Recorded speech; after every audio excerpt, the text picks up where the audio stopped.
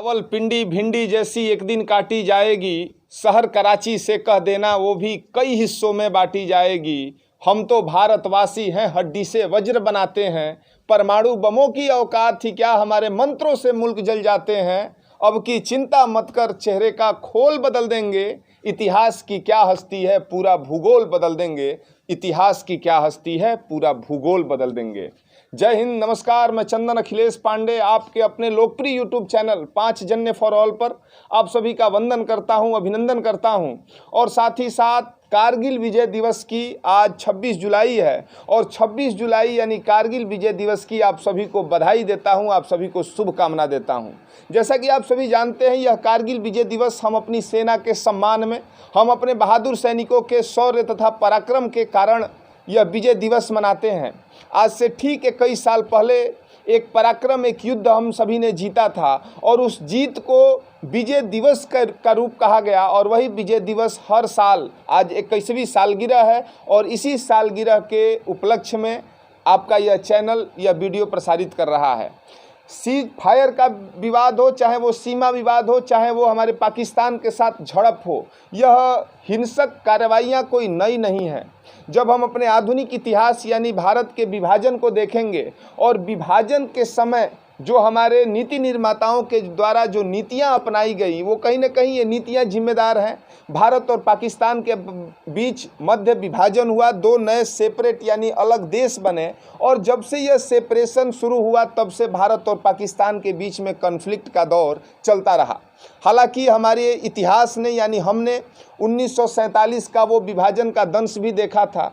विभाजन के बाद 1965 जब हमारा पड़ोसी पाकिस्तान ने हमारे ऊपर हमला किया था, हालांकि उस कायराना हमले का भी जवाब हमने जय जवान और जय किसान का बुलंद नारा दे करके उस हमले का मुंहतोड़ जवाब दिया था।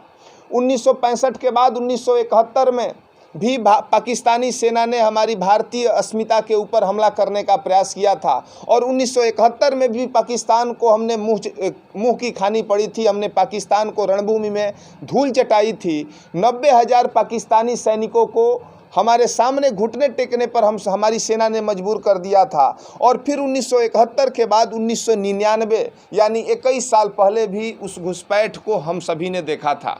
1999 का जो दौर था वो भौगोलिक रूप से सारी परिस्थितियां पाकिस्तान के पक्ष में थी। 18,000 समुद्र तल से 18,000 फीट की ऊंचाई पर लड़ा जाने वाला यह दुनिया का एक अद्भुत रणभूमि जिसे कारगिल का नाम दिया गया, कारगिल जो कि लद्दाख का एक हिस्सा है, और उसी कारगिल में वास्तविक नियंत्रण रेखा को पार करते हुए पाकिस्तानी सेना भारत की सीमा में प्रवेश करती है और हमारे सीमा में बंकर्स भी बनाती है। हालांकि जब भारतीय सेना पेट्रोलिंग करने पहुंची तो उसे पता चला कि घुसपैठ की गई है, यानी वास्तविक जो सीमा रेखा है, जो नियंत्रण रेखा है, उसको पार करके पाकिस्तानी सैनिक भारतीय सीमा में आए हैं, जो कि 2 देशों के बीच जो एक संधि करार होता है उस संधि करार का उल्लंघन था। हालांकि भारत की जो एक सहिष्णु नीति रही है, उस सहिष्णुता का परिचय देकर के हमारे सैनिकों ने उस बंकर्स को हटाने का, उस घुसपैठ को दूर करने का एक नेक सलाह पाकिस्तान को दिया। लेकिन आतताई पाकिस्तान, बात से न मानने वाला पाकिस्तान उस समय भी हमारे सैनिकों की सलाह को दरकिनार किया। और जब बात से पाकिस्तान नहीं माना तब जाकर के हमारे तत्कालीन प्रधानमंत्री पंडित अटल बिहारी वाजपेयी और हमारे सेनाध्यक्ष वीपी मलिक, इन 2 लोगों के संयुक्त फैसले ने पाकिस्तान के खिलाफ मोर्चा खोल दिया और उसी युद्ध को हम ऑपरेशन विजय के नाम से जानते हैं। 2 महीने यानी तकरीबन 60 दिनों तक वह युद्ध चला, थल, जल और वायु। हालांकि मुख्य फोर्स हमारी थल सेना होती है। थल सेना को सहायता करने के लिए हमारी सपोर्टिव फोर्स यानी एयर फोर्स और नेवी भी इस युद्ध में शामिल थी। और तीनों सेनाओं के संयुक्त प्रयास के बाद 60 दिनों तक चलने वाले इस युद्ध ने भारतीय सेना ने पाकिस्तान के हर मोर्चे पर पाकिस्तान को जबरदस्ती तरीके से हराया, उनको मुंह की खानी पड़ी, पाकिस्तानी सैनिकों को धूल चटाई। 1999 में लगभग 527 सैनिक अपने प्राणों का उत्सर्ग भारतीय सेना की तरफ से कर चुके थे और उन 527 सैनिकों में 4 नाम ऐसे थे जिनकी बहादुरी के लिए, जिनके अदम्य साहस के लिए बहादुरी का सर्वोच्च अलंकरण परमवीर चक्र भी दिया गया, जिसमें कैप्टन विक्रम बत्रा थे, लेफ्टिनेंट मनोज पांडे थे, ग्रेनेडियर योगेंद्र सिंह यादव थे और राइफलमैन संजय कुमार थे। इन 4 लोगों में 2 रणबांकुरों को मरणोपरांत यह सम्मान दिया गया, यह अलंकरण दिया गया, जबकि 2 लोगों के इनके कौशल, इनके जज्बे और इनके हौसलों के कारण 2 लोगों को दिया गया।